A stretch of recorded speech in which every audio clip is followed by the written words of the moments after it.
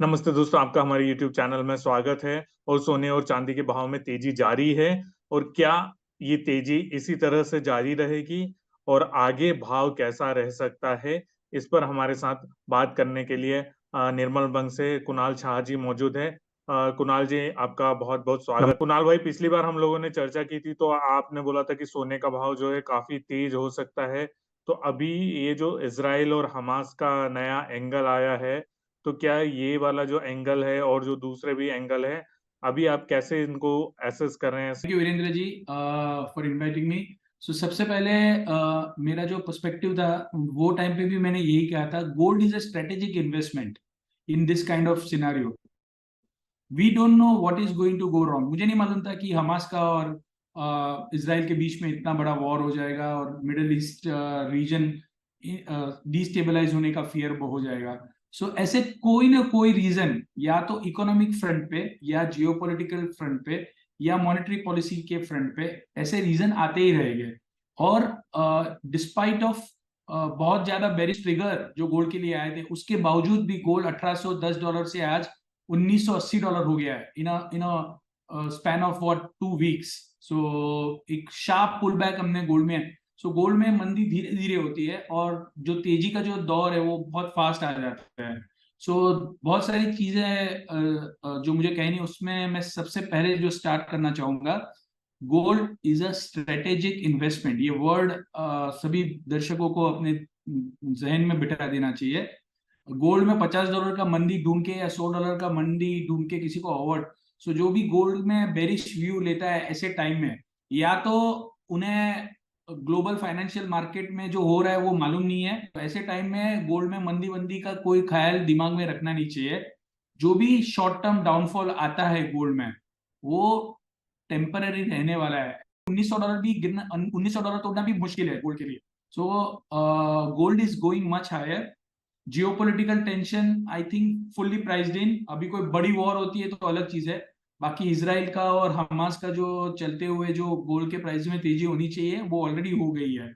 सो आगे जाके फोकस रहेगा यूएस की 10 ईयर बॉन्ड यील्ड पे, वेदर यहाँ से बॉन्ड यील्ड कूल ऑफ होती है नहीं होती है। इंटरेस्टिंगली बॉन्ड यील्ड बढ़ने के बावजूद भी गोल्ड और सिल्वर तो इतना नहीं बढ़ा, पर गोल्ड में तेजी बॉन्ड यील्ड बढ़ने के बाद भी हुई। डॉलर इंडेक्स स्ट्रांग हुआ तो भी गोल्ड में तेजी हुई। यूएस का पेरोल्स का डेटा खराब आया तभी भी गोल्ड में तेजी हुई। तो वो टाइम पे तो इसराइल और हमास का वॉर नहीं चालू था। सो आप लोग समझिए, लास्ट टू लास्ट फ्राइडे जब यूएस के पेरोल्स के डेटा आए थे, पेरोल्स जो एक्सपेक्टेड था उससे कई गुना बढ़ के आया, उसके बावजूद भी गोल्ड के प्राइस घटे नहीं। सो इंट्रिंसिक वैल्यू गोल्ड की समझिए क्या चल रहा है वर्ल्ड में। चाइना में गोल्ड का $55-60 का प्रीमियम चल रहा है चाइनीज स्पॉट मार्केट में। Chinese government, Chinese central bank aggressively gold buy कर रही है, वो रिवील नहीं कर रहे हैं। सो ऑफिशियल डेटा 26 टन दिखा रहा है, but it can be much higher than what it is anticipated. Gold के प्रीमियम्स देखिए पूरे वर्ल्ड में, specially in the develop markets the premiums are very high. Physical availability tight है गोल्ड में, या यूएस की बैंकिंग में फिर से कोई प्रॉब्लम आता है because of the higher rates. So वो टाइम पे आपके पास हेज क्या है? कुछ नहीं है। सो आप अगर फाइनेंशियल इंस्ट्रूमेंट में आपका इन्वेस्टमेंट है, रियल एस्टेट में, स्टॉक्स में, बॉन्ड्स में, तो आप अपने आप को हेज कैसे कर रहे हो ऐसे अनसर्टन माहौल में? सो इंस्पाइट ऑफ ईटीएफ में से रिडेम्पशन हुआ है, उसके बावजूद भी गोल्ड बढ़ा है। सो मेरी राय में gold is going much higher, again I am saying that. और $1900 बॉटम लग रहा है। ऐसा नहीं है कि ये कंटिन्यूस बढ़ता रहेगा, प्रॉफिट टेकिंग भी आता रहेगा बीच में। ये 1980 वाला 1950 1940 भी फ्यूचर में जा सकता है। पर डायरेक्शनल व्यू दिवाली तक या दिसंबर तक, अब टू बी प्रिसाइज, 2050 $2080 लग रहा है। और आने वाले साल दैट इज 2024, उसमें मुझे गोल्ड $2400 लग रहा है। जी कुणाल भाई, जैसे आपने कहा कि अभी जो है $2000 का लेवल तोड़ सकता है, और जैसे आपने बताया भी सही कि अचानक से 2 या 3 हफ्ते में ही करीब 150 से ज्यादा डॉलर की इंटरनेशनल मार्केट में तेजी भी आ गई। इसके अलावा शायद कल जो फेड के चेयरमैन है, उन्होंने भी, उनका जो बयान आया था या जो उन्होंने भाषण दिया, उसमें उन्होंने कहा एक, मतलब ऐसे सिग्नल दिए कि अब शायद रेट हाइक ना किए जाएं। तो वो भी एक रीजन प्ले कर रहा है फेड वाला भी इसमें। फेड तो अभी भी एक ही स्टेटमेंट दे रहा है। आज से 1.5 साल पहले फेड जो स्टेटमेंट देता था वो ये था, इन्फ्लेशन इज ट्रांजिटरी। उसका मतलब है कि इन्फ्लेशन ये जो है वो परमानेंट नहीं है, ये टेम्पररी है। और अभी जो फेड जो आज इन्फ्लेशन 9% से घट के 3.5% पे आ गया है, और अभी फेड स्टेटमेंट दे रहा है इन्फ्लेशन इज टू हाई। अरे भाई, 9% से 3.5% आ गया, काय का टू है? So we are waiting for the 2%। 2% पे 3.5 का 2% पे लाना है इनको। सो यही चीज, एक का एक ही स्टेटमेंट दे रहा है, कोई नया स्टेटमेंट नहीं दे रहा है। सो एक टाइम के बाद मार्केट ये सबको इग्नोर करने वाली है। जैसे ये बॉन्ड डील में हुआ था, यूएस में बॉन्ड डील जब बढ़ी, तो मेरा मेरा बेस केस सिनेरियो नहीं था कि कभी ऐसे बॉन्ड डील 100 पिप्स सडनली 7 दिन में बढ़ जाएगी। तो उसके कारण गोल्ड में फॉल आ गया, बराबर है। सो ऐसे अनप्रिडिक्टेड कोई स्टेटमेंट आते भी है फेड से, कुछ फर्क, अभी मार्केट कोई भी एक के एक न्यूज पे कोई बार बार गिरने वाली नहीं है।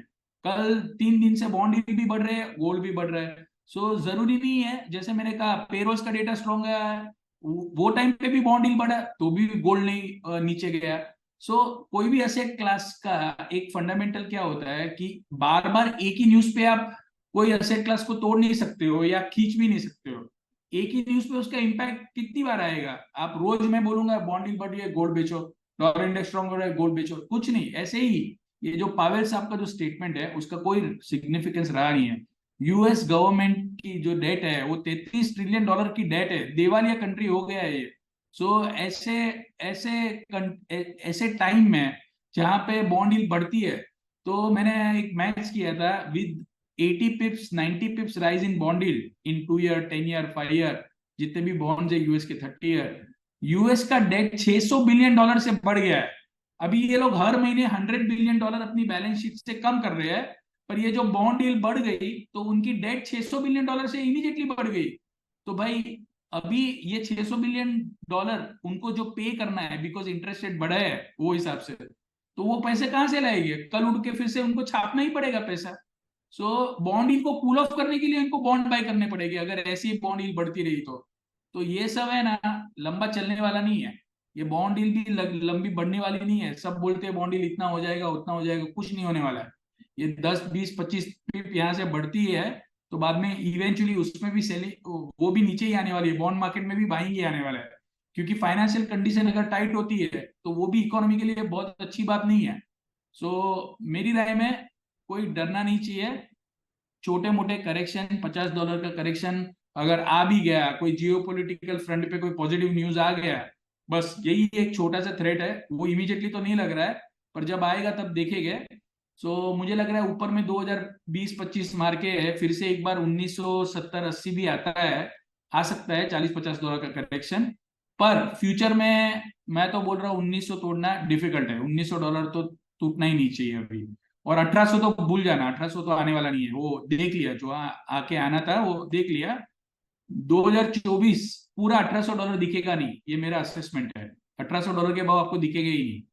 सो ओवरऑल व्यू तेजी का है गोल्ड में, बने रही है। नीचे आता है वो टाइम पे तो डरे मत। $1820 पे मुझे मालूम है जितने भी लोग हैं सब 1750 1700 की बात करते थे, और आज भाव 1980 है। सो निचले स्तरों पे तो आप कभी आता है तो गोल्ड को लेके रखिए। $50-100 अगर नीचे आता है डरिए मत। वॉलेटिलिटी आती रहेगी, मेरे आपके हाथ में नहीं है, बॉन्ड डील मेरे आपके हाथ में नहीं है, ना कोई इजराइल और हमास का वॉर जो चल रहा है वो हमारे हाथ में नहीं था। तो इसीलिए ये गोल्ड अभी ऐसा इन्वेस्टमेंट है जिसमें आपको बने रहना है। व्यू है चांदी में तो जैसे गोल्ड के साथ ही चलेगी वो व्यू है। गोल्ड के साथ चलेगी। चांदी का जो मेन स्टोरी है वो that is in renewable energy and solar. Solar में जो फोटोवोल्टाइक सेल यूज होता है उसकी डिमांड एक्सपोनेंशियली बढ़ रही है। सो मैं जस्ट अभी एक रिसर्च कर रहा था उसके ऊपर ही। सो मैं आपको जस्ट शेयर करता हूँ डेटा। तो बेसिकली सिल्वर में आप देखेंगे तो सिल्वर की जो डिमांड सप्लाई है, और इसमें भी स्पेशली ये जो फोटोवोल्टाइक इंडस्ट्री से जो आ रही है, सो 2023 में एनुअल डिमांड जो है वो 252 मिलियन आउंस की थी, गीगावाट्स की थी। वो बढ़ के हो जाएगी 2030 तक 707। सो सोलार में सिल्वर की डिमांड यहाँ से at least conservatively 3 times it is going to go up. So इतनी सिल्वर माइन नहीं हो रही है. सो सिल्वर का फंडामेंटल तेजी का ही है. 65,000 का बॉटम देख लिया है. चाइना में स्लो डाउन चालू है, इसके कारण सिल्वर अंडर परफॉर्म कर रहा है. Just a matter of time for silver also to move up. $25 दिसंबर तक लग रहा है, और नेक्स्ट साल $28-30 के रेट आपको दिखने चाहिए. सो इवन सिल्वर में भी कोई मंदी का ध्यान नहीं है. गोल्ड के पीछे सिल्वर भी चलेगा और ध्यान तेजी का ही है. छोटे मोटे करेक्शन उसमें भी आएंगे, उसको कैपिटलाइज कीजिए. उसको बाइंग अपॉर्चुनिटी जब नीचे आता है तब लेने की ट्राई कीजिए. 90% लोग जो मिस्टेक करते हैं वो गोल्ड 60,000 में लेते हैं और 56,000 होता है तो उनको डर लगता है, और 56,000 में या तो लॉस बुक करते हैं या तो नया ले नहीं पाते. सो थोड़ा एवरेज करने की जगह रखिए. कभी भी बड़ा फॉल आता है कोई भी रीजन से तो आप एवरेज कर सको. तो ओवरऑल गोल्ड सिल्वर में ध्यान तेजी का ही रहेगा. जी कुणाल भाई, जो हमारे आम दर्शक है मैं उनको बता देता हूँ कि कुणाल जी का ये मानना है कि आने वाले समय में सोने और चांदी ये दोनों के भाव में तेजी जारी रहेगी. ये दोनों महंगा होगा. थोड़ा बहुत गिरावट आती है तो उसमें घबराने का नहीं है. ये लॉन्ग टर्म में, लंबे समय में तेजी का व्यू है. मतलब बीच बीच में डिप आते रहेंगे, भाव गिरते रहेंगे, फिर बढ़ेंगे, फिर गिरेंगे, फिर बढ़ेंगे, तो पर वो बढ़ने की तरफ ही हमेशा इसका व्यू रहेगा. ऐसा कुणाल भाई का मानना है. जी कुणाल भाई, बहुत बहुत धन्यवाद. आपने अपने बिजी शेड्यूल में से हमारे लिए समय निकाला. Thank you so much.